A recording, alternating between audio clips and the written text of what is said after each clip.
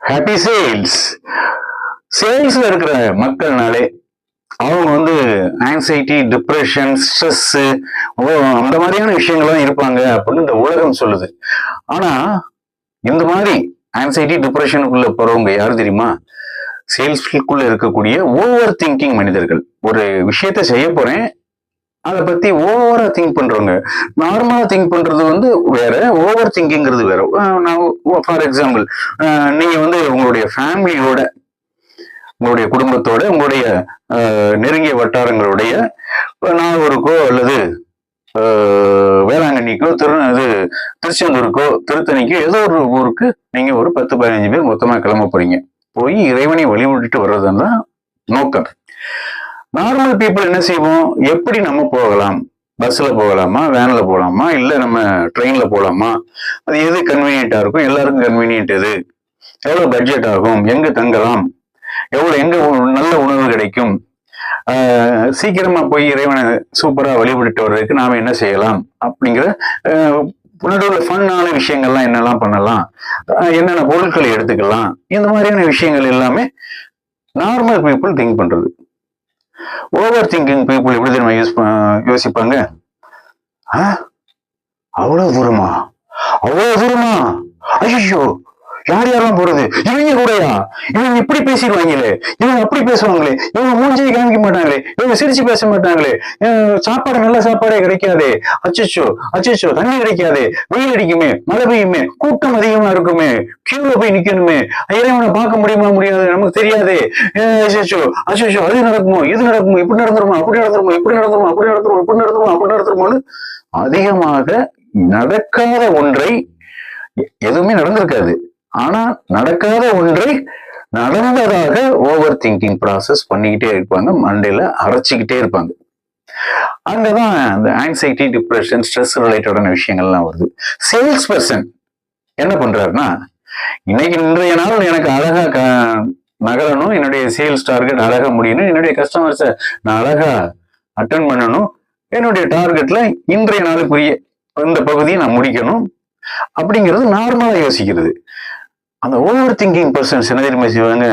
என்னத்தை இன்னைக்கு போய் எவனை நம்மகிட்ட என்னத்தை வாங்க போறாங்க, இன்னைக்கு போனா எல்லாம் வசவாதான் வைவாங்க, மேனேஜர் வைவாரு, ஹெச்ஆர் வைவாரு, இவர் வைவாரு, அவர் வைவாரு, கஸ்டமர்ஸ் நம்மளால இது பண்ணவே முடியாது இன்னைக்கு, சரி என்னத்தை இன்னைக்கு நடக்க போகுது அப்படின்னு over thinking, over thinking, over thinking, over thinking, over thinking.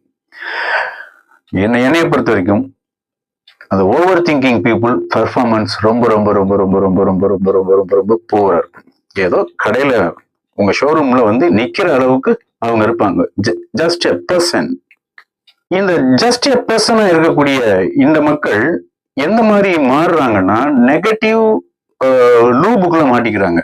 Negative எமோஷன்ஸ்குள்ள நடக்காத ஒன்றை நடந்ததாக நினைத்து அந்த லூப்புக்குள்ளேயே திரும்ப திரும்ப திரும்ப திரும்ப திரும்ப திரும்ப திரும்ப வாழ்ந்துகிட்டே இருப்பாங்க.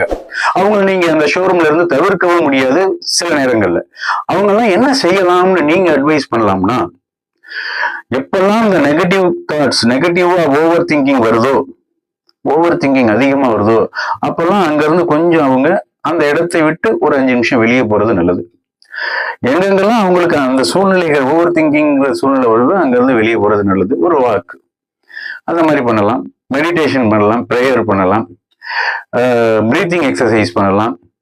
இதெல்லாம் பண்ண மாட்டாங்க அவங்க. இதெல்லாம் பண்ணாததுனாலதான் ஓவர் திங்கிங் அப்படிங்கிற விஷயமே வருது. டான்ஸ் ஆடலாம், ஓவர் திங்கிங் வரும்போது டான்ஸ் ஆடலாம், பாட்டு பாடலாம், டிராயிங் பண்ணலாம், மைண்டை டைவர்ட் பண்றதுக்குரிய விஷயங்கள் எல்லாமே பண்ணலாம். தினமும் லைஃப் லாக் எழுதலாம். லைஃப் லாக்னா டைரி, சிம்பிளா சொல்ல போனா டைரி. நல்ல விஷயங்களை, நல்ல வார்த்தைகளை உருவாக்கி அவங்களே அந்த டைரியில் எழுத எழுத அந்த ஓவர் திங்கிங்கிற ப்ராசஸ் உடைய இன்டென்சிட்டி வந்து அப்படியே ஸ்லோ டவுன் ஆகும், மாறும். ஓவர் திங்கிங்கிற அந்த நெகட்டிவான அந்த விஷயங்கள் வந்து நல்லதா மாறும் இந்த பயிற்சிகள்லாம் பண்ணும்போது.